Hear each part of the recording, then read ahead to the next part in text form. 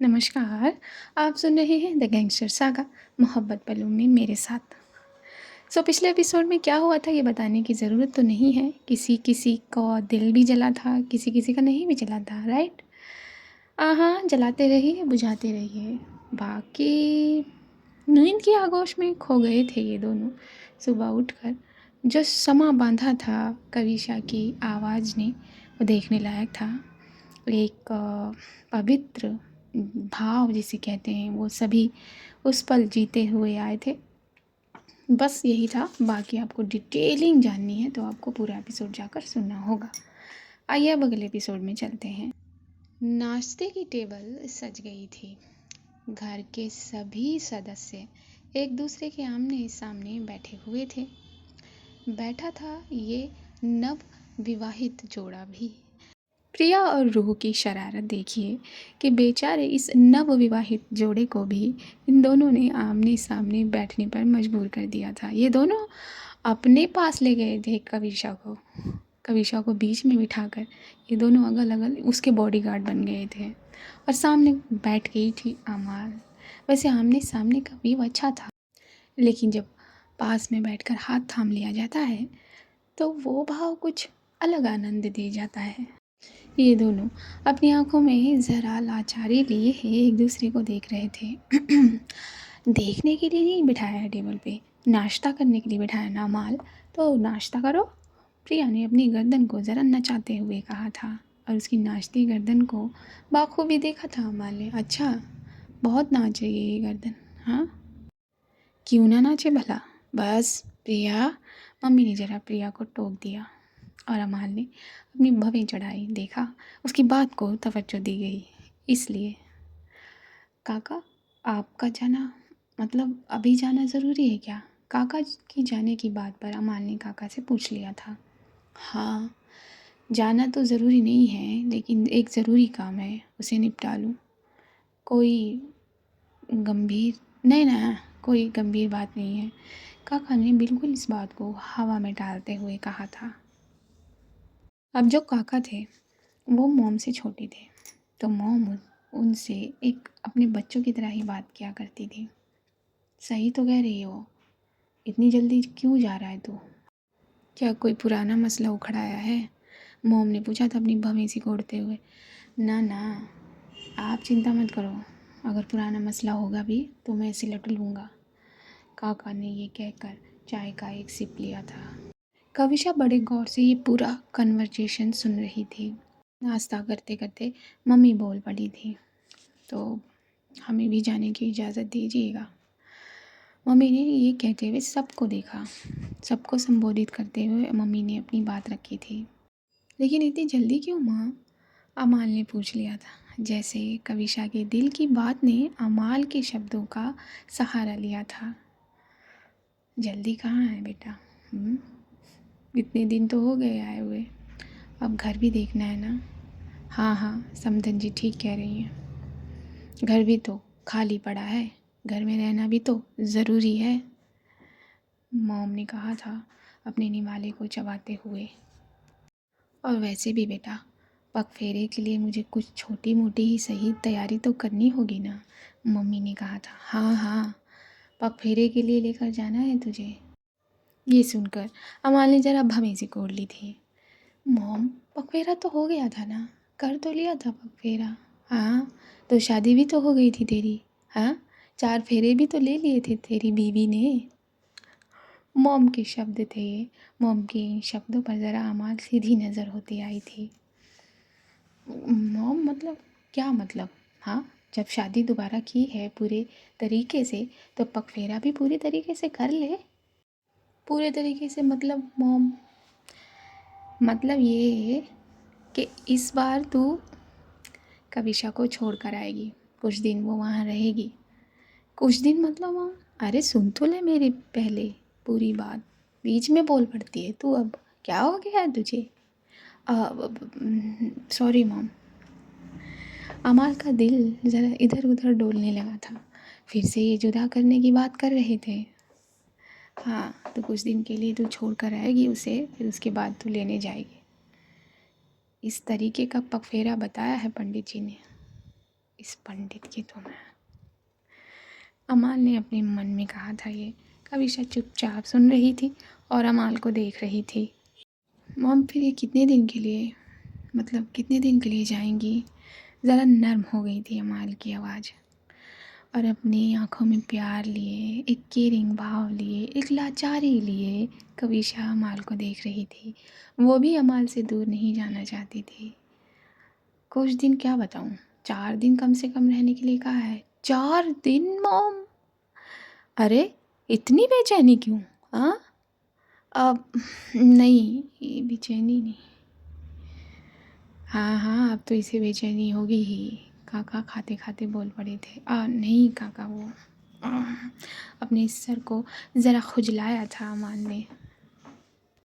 प्रिया यहाँ चढ़ाने वाली स्माइल ले रही थी और जानबूझकर खांस रही थी। बहुत खांसी आ रही है, पानी पड़ा है ना, पियो या मैं पिलाऊँ आकर? नहीं नहीं, मैं पीती हूँ ना। अमाल की कहने पे फट से गिलास उठा लिया था प्रिया ने, और इसी तरह छेड़ रहे थे ये लोग अमाल को। नाश्ता पूरा हो गया था और दोनों के दिल में फिर से एक बात जो है वो घर कर गई थी कि पग फेरा निभाना है, और पग फेरे को निभाने के लिए कविशा को थोड़े दिन उसके मायके छोड़ना होगा।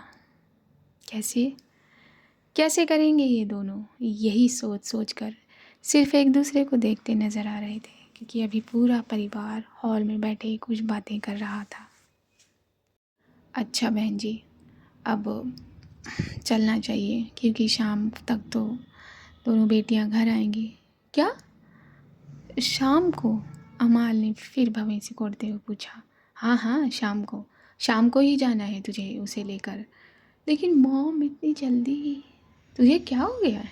हाँ कुछ नहीं मॉम, सॉरी। सॉरी की बात नहीं है। हुँ? क्या न करवाऊँ पग फेरा? नहीं नहीं मॉम, आपको जो कराना है करवाइए। मैं नहीं करवा रही हूँ, ये रस्म है, करनी पड़ेगी। जी मॉम।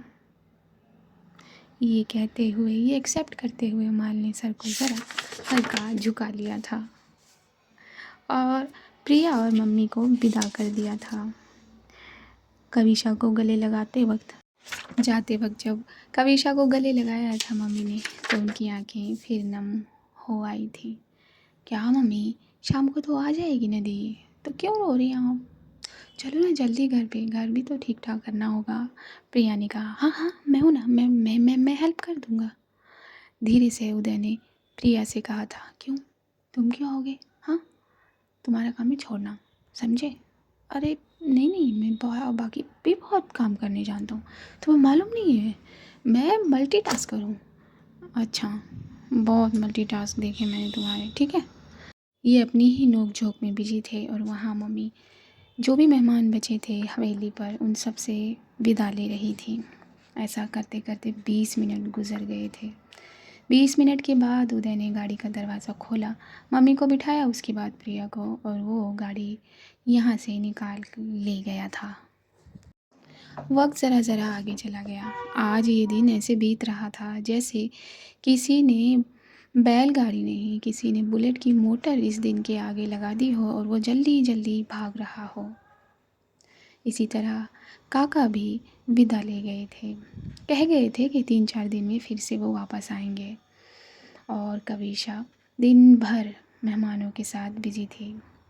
उनके साथ बातें, कभी किसकी विदाई तो कभी किसकी विदाई।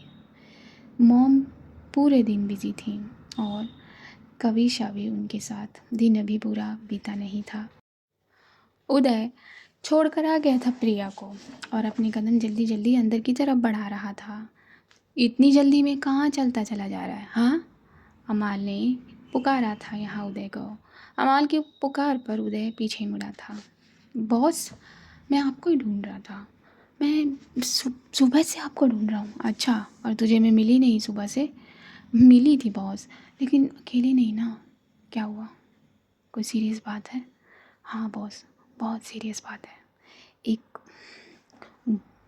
गोल्ड हॉर्स गैंग का एक मेंबर है जिससे हमने बात की थी और वो आपसे बात करने के लिए राज़ी हो गया है। अच्छा, हाँ बॉस, लेकिन अगर मॉम जी को पता चला तो मॉम जी आपको जाने नहीं देंगे।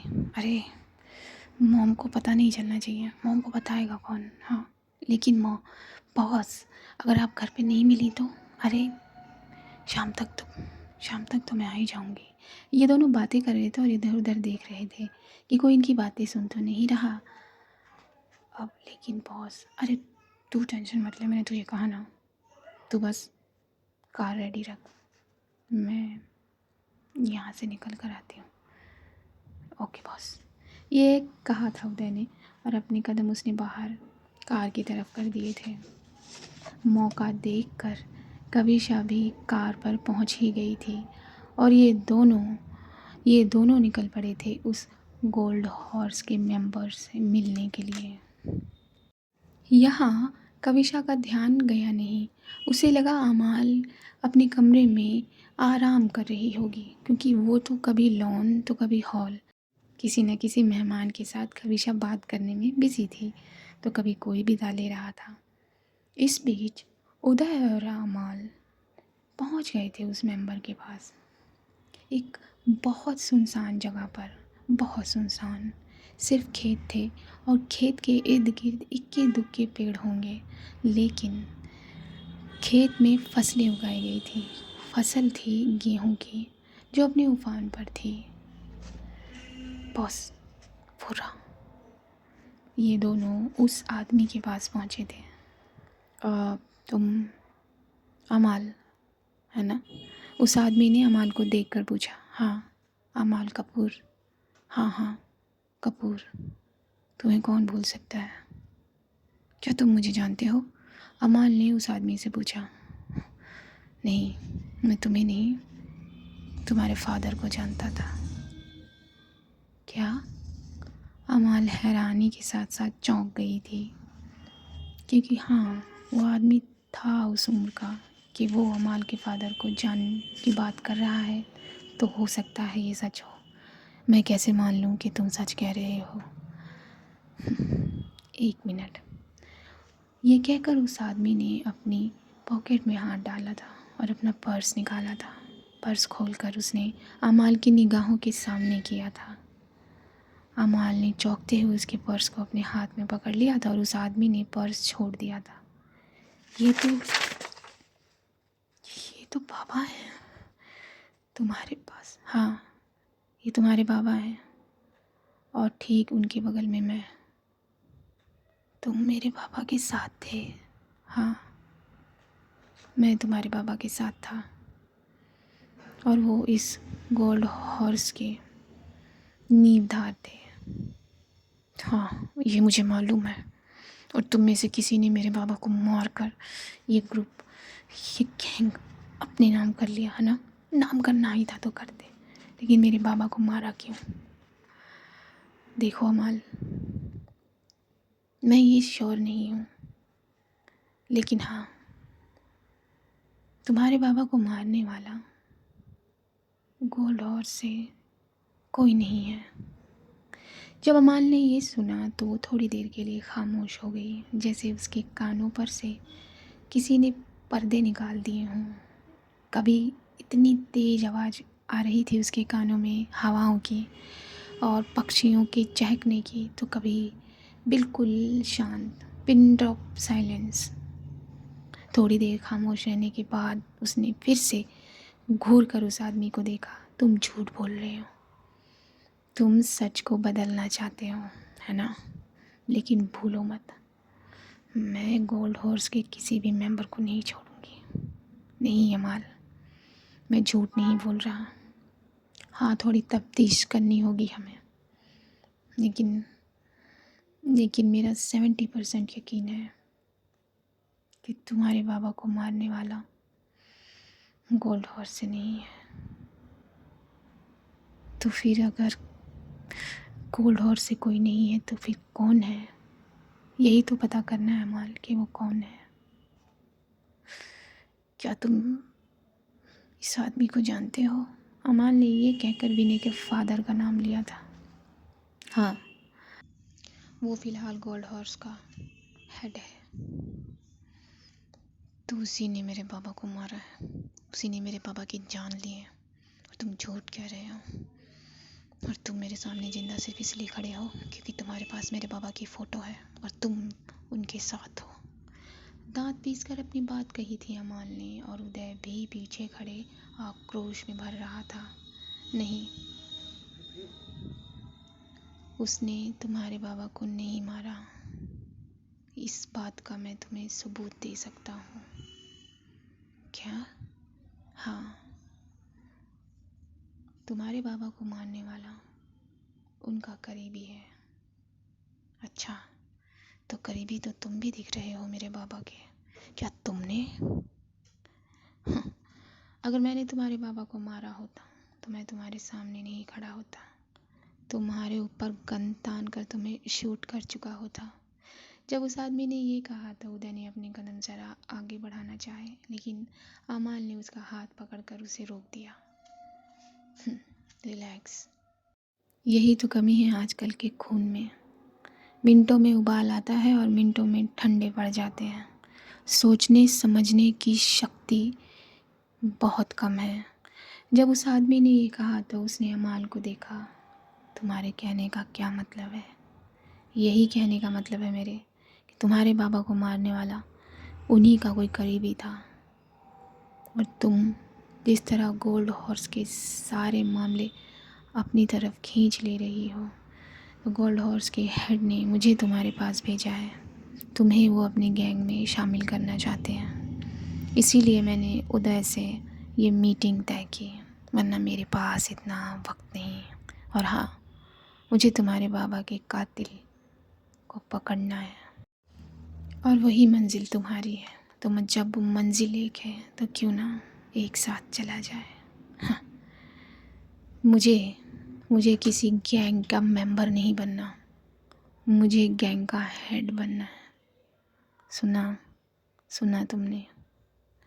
और कह देना अपने हेड से जाकर कि अगर अपनी कुर्सी छोड़ने के लिए तैयार है तो मैं गोल्ड हॉर्स में शामिल हो जाऊंगी, वरना बैटल के लिए तैयार रहे। ये कहकर अमाल ने अपने कदम मोड़ लिए थे। ये तो अपनी जगह ठीक है अमाल, लेकिन शायद तुमने मेरी दूसरी बात पर गौर नहीं किया। दूसरी बात होगी तुम्हारे लिए, मेरे लिए वो पहली बात है। हाँ, मैं इसमें तुम्हारे साथ हूँ। ठीक है, मुझे जैसे भी कोई क्लू मिलेगा मैं तुम्हें कांटेक्ट कर लूँगा। बिल्कुल। और जैसे मुझे कुछ पता लगा तो मैं तुमसे उसे क्रॉस चेक ज़रूर कराऊँगी। ओके। उस आदमी ने ये कहा और अपनी गर्दन को ज़रा उचकाकर हाँ में हिलाया, और वो यहाँ से निकलने लग गया। निकले तो उदय और अमाल भी थे घर के लिए। निकलते निकलते शाम ने अपना पहर लेना शुरू कर दिया था। जब अमाल ने नज़रें बाहर करके इस मौसम को देखा, आज की पहर को देखा। क्या शाम हो गई? तू क्या कर रहा था उदय? हाँ बॉस, मैं क्या कर रहा था बॉस? मैं तो गाड़ी चला रहा हूँ ना। तू कितने धीरे धीरे चला रहा है यार? शाम हो गई तो तेज तेज चलाया ना, मुझे लेकर जाना है उन्हें और वक्त बिताना उनके साथ। जल्दी जल्दी चला। ओके बॉस, ओके ओके, मैं चलाता हूँ। ये कह के उदय ने गाड़ी की स्पीड को ज़रा बढ़ा दिया था और अमाल हवेली पहुँच गई थी। मॉम सामने थी उसके। कहाँ चले गए थे तुम दोनों? मैंने तुझसे कहा था ना, हाँ, कि अभी अकेले ना मुझे कविशा और ना अमाल को कहीं भेजना है, तू लेकर निकल गया उसे। मॉम की बड़ी बड़ी आंखें उदय पर थीं। मॉम जी, मैं नहीं, मेरा मतलब वो ऑफिस गए थे हम, वही वो कुछ पेपर्स पे साइन चाहिए थे बॉस के। पेपर घर नहीं आ सकते थे। अब वो एक क्लाइंट भी था ना मॉम। मॉम जी, तो मैं क्लाइंट को कैसे घर लेकर आता? क्लाइंट बाद में भी आ सकते हैं मॉम। सॉरी मॉम, मुझे नहीं जाना चाहिए था। आप गुस्सा मत होइए, गुस्सा मत होइए। अमाल तो कब से इतनी गैर जिम्मेदार हो गई है? हाँ मॉम प्लीज़। मॉम के गले लग गई थी जाकर अमाल। ठीक है, जा, टाइम देख, कितना टाइम हो गया है? हाँ मॉम, मैं जाती हूँ। अमाल ने जल्दी जल्दी कदम ज़रा अपनी बीवी की तरफ किए थे। कमरे में पहुंच गई थी वो। जैसे ही वो कमरे में पहुंची, अपनी घूरती निगाहों से कविशा ने अमाल को देखा। अरे बाप रे, ज्वालामुखी तो यहाँ भी फटा हुआ है। कविशा उसी गुस्से में अपना बैग पैक करने लगी थी और अपनी नज़रें उसने अमाल से हटा ली थी। क्या हुआ? कुछ नहीं। बोलो ना। नहीं, कुछ नहीं हुआ। और तुमसे क्या मतलब अगर कुछ भी हो जाए तो? हाँ, तुम्हें तो बाहर जाना है ना, तुम्हें तो सिर्फ अपना काम देखना है ना, तुम्हें तो। मैं किससे बात कर रही हूँ? कोई फ़ायदा नहीं है इस बात करने का। ये कहकर अपने कपड़े उठाकर ज़रा कस कर पटक दिए थे बैग में कविशा ने, और अलमारी की तरफ बढ़ी थी। फिर अलमारी से कपड़े निकाल कर बैग पे रखे थे, और ये आना जाना अमाल देख रही थी और सोच रही थी क्या करूँ। तभी अमाल ने बीच में ही कविशा को अपनी बाहों में भर लिया। मुझे छोड़ो। नहीं, छोड़ने के लिए थोड़ी ना पकड़ा है। हाँ, क्यों? मुझे क्यों पकड़ा है? जाकर किसी और को पकड़ो। किसी और को? सच? हाँ, मैंने कहा ना, मुझे छोड़ो। शाम हो गई और तुम्हें मालूम था कि शाम को लेकर जाना है मुझे, और तुम दिन भर बाहर थी। तुम्हें ज़रा सा ख्याल नहीं आया कि मेरे पास है, मेरे साथ वक्त बिताए। ओह, तो मेरी बीवी इसलिए नाराज़ है? नहीं, मैं नहीं हूँ किसी की बीवी। मैंने कहा है मुझे छोड़ो। हाँ, मैं नहीं छोड़ सकती। अच्छा, माफ़ कर दो। हाँ, हर बार यही। मुझे नहीं माफ़ करना है। अच्छा, तो सज़ा दे दो। नहीं, मुझे कोई सज़ा भी नहीं देनी है। फिर किसी को कोई परवाह ही नहीं है तो मैं क्यों किसी के लिए इंतज़ार करूं? ओह, तो मेरी बीवी ने मेरा इंतज़ार किया। हाँ, माफ़ी जज साहिबा। ये कहकर अमाल ने अपने कान पकड़ लिए थे कविशा की बाहों में ही। कविशा ने नज़रें उठाकर अमाल के चेहरे को देखा था, जिसके कान उसने अपने दोनों हाथों में पकड़े हुए थे। जैसे ही कविशा ने अपनी नज़रें उठाई, उसकी नज़रों ने अमाल से तार बांध लिए और इन दोनों ने एक सॉफ्ट कनेक्शन शेयर किया। तुम्हें मालूम था ना कि आज जाना है, तो फिर तुम। ये कहते हुए कविशा ने अमाल के दोनों हाथ उसके कान से हटाकर अपने हाथों में भर लिए और उन चारों हाथों को अमाल के शोल्डर पर रख दिया। क्या करूं मैं? हाँ, तुम भी तो बिजी थी, कभी किससे तो कभी किससे, तो क्या करूं? तुम्हारे ही मेहमान है ना ये। मॉम ने कहा इनसे मिलो उनसे मिलो, तो मैं मॉम को मना कर दूं क्या? तो क्यों जाना है? मत जाओ ना, अमाल ने कहा था और अपने दोनों हाथों से कविशा को करीब कर लिया था उसकी कमर से। मैं जाना चाहती हूँ क्या? तो तुम नहीं जाना चाहती? नहीं। ये कहकर कविशा सीने से लग गई थी अमाल के, लिपट गई थी वो। एक लंबी सांस ली थी अमाल ने और अपने हाथों की पकड़ को ज़रा मजबूत कर दिया था। अपने हथेलियों को वो कविशा की बैक पे ले जाकर ऊपर की तरफ बढ़ाने लगी थी। ऊपर ले जाकर उसने एक हाथ से कविशा की गर्दन को पकड़ लिया था। अपनी गर्दन पर अमाल का हाथ पाकर ज़रा बेचैन हुई थी कविशा। क्यों जाना है? ये रस्म ज़रूरी है क्या? अमाल ने कहा था। मुझे क्या पता? तुम्हें नहीं पता? 4 फेरे तो तुम ही लेने आई थी। हाँ, अगर मैंने 4 फेरे ना लिए होते तो आज तुम मेरे साथ 7 फेरे नहीं ले पाती। अच्छा बाबा, मान गई मैं। क्या करूं फिर? मना कर दूं मॉम से? नहीं, ऐसे कैसे मना कर सकती हो तुम मॉम से? फिर क्या करूं? हाँ, बोलो ना। अमाल ने अपने होंठ लगभग रगड़ से दिए थे कविशा के कान पर और अपने होठों को घसीटते हुए वो कविशा के होठों पर ले आई थी। मत जाओ ना, तो रोक लो ना। इन दोनों के लबों में एक दूसरे के लब में ही अपनी बात कही थी। अमाल ने अपने सीधे हाथ से कविशा के दुपट्टे को उसके कंधे से उतार दिया था और अपने लबों को चलाना शुरू कर दिया था। कविशा ने भी अपने लबों में भर लिए थे अमाल के होंठ और वो उन्हें चूसने लगी थी, जिससे अमाल की सांसें तेज हो रही थी, जैसे उसकी सांसों को ग्रीन फ्लैग मिला हो। धीरे धीरे अमाल कविशा को बेड की तरफ ले जाने लगी थी। बेड पर ले जाकर कविशा को लिटा दिया था और अपना चेहरा उठाकर उसने कविशा को देखा था। कविशा ने आंखें बंद की हुई थी। उसकी सांसें तेज चल रही थीं, जो उसका चेस्ट बता रहा था। वो घूंट कटक रही थी, जो उसका वॉइस बॉक्स बता रहा था। उसकी धड़कनें तेज चल रही थीं, बहुत तेज। फट से अमाल ने उसकी दोनों हथेलियों को अपनी उंगलियों में जकड़ कर ऊपर की तरफ उठा दिया। दुपट्टा तो पहले ही गिर चुका था और अमाल आधे रूप से कविशा के ऊपर आ गई थी। अपने चेहरे को कविशा के चेहरे के ऊपर रखकर अपनी नोज़ से वो कविशा के चेहरे पर राउंड राउंड एक चक्कर देने लगी थी, जिससे कविशा परेशान हो रही थी। अपने चेहरे को कभी दाहिने तो कभी बाहिने घुमा रही थी और उसी को फॉलो कर रही थी अमाल की नोज़ सहलाने से कविशा के दिल में एक अलग ही सेंसेशन पैदा हो रहा था, जिसको वो अपने हाथ छुड़ाकर कंट्रोल करना चाहती थी, लेकिन अमाल ने कसकर उसके हाथों को पकड़ा हुआ था।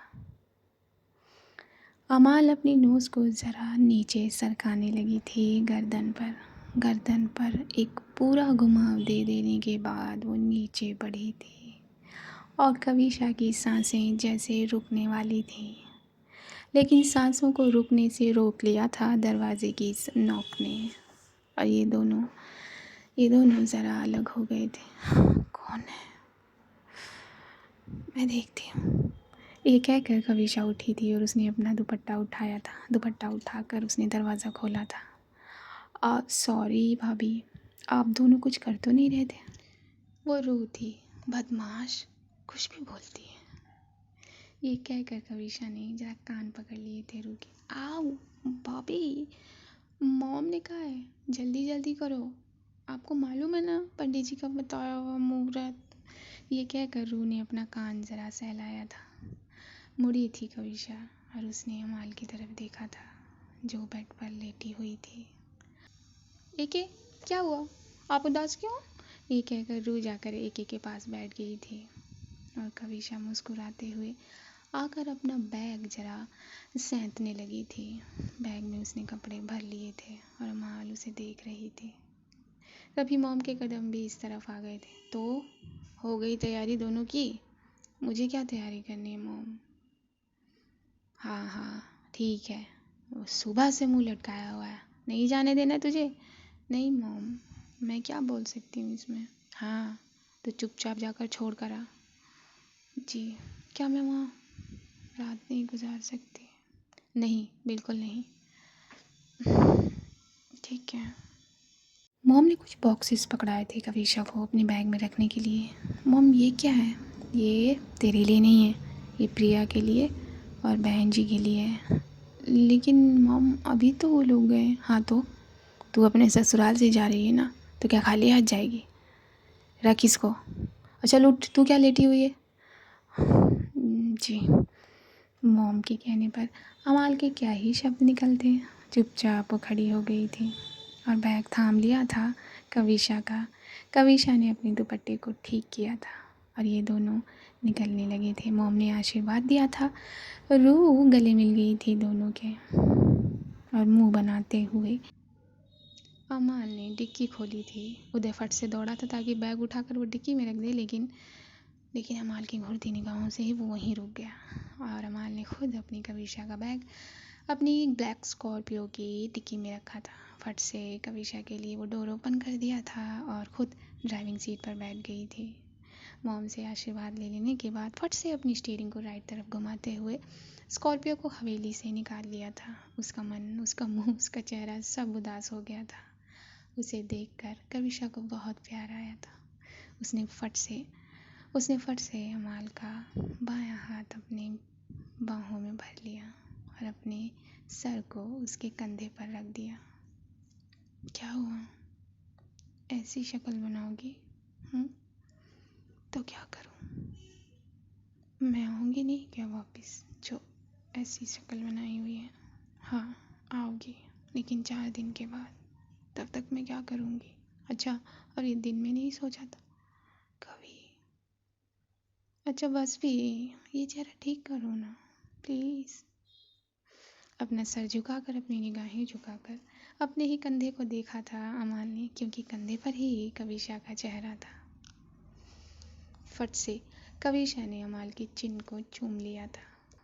कविशा का ऐसा करने से अमाल के लिए वो मुस्कुरा दिए थे और वो अपनी स्कॉर्पियो को ड्राइव करने लगी थी। तो आज के इस एपिसोड में इतना ही। दुआ करिए कि जल्दी जल्दी आगे के एपिसोड्स आएँ। चैनल पर नए हैं, मेरी आवाज़ को पहली बार सुन रहे हैं तो चैनल को सब्सक्राइब कर लीजिए। हाँ, अपना लव एंड सपोर्ट दीजिए, दिखाइए तो सही। आपको पता है सिर्फ़ और सिर्फ 55% लोगों ने चैनल को सब्सक्राइब किया हुआ है। 45% लोग अनसब्सक्राइब्ड हैं। क्यों? सिर्फ मुझे इतना बता दीजिए। कमेंट कर दीजिए, वीडियो को शेयर कर दीजिए, लाइक कर दीजिए। हाँ, आपकी भागीदारी भी तो लगनी चाहिए ना। तो बस मुस्कुराते रहिए और मैं क्या कहूँ, यही कहूँगी, see you at the other side. नमस्कार।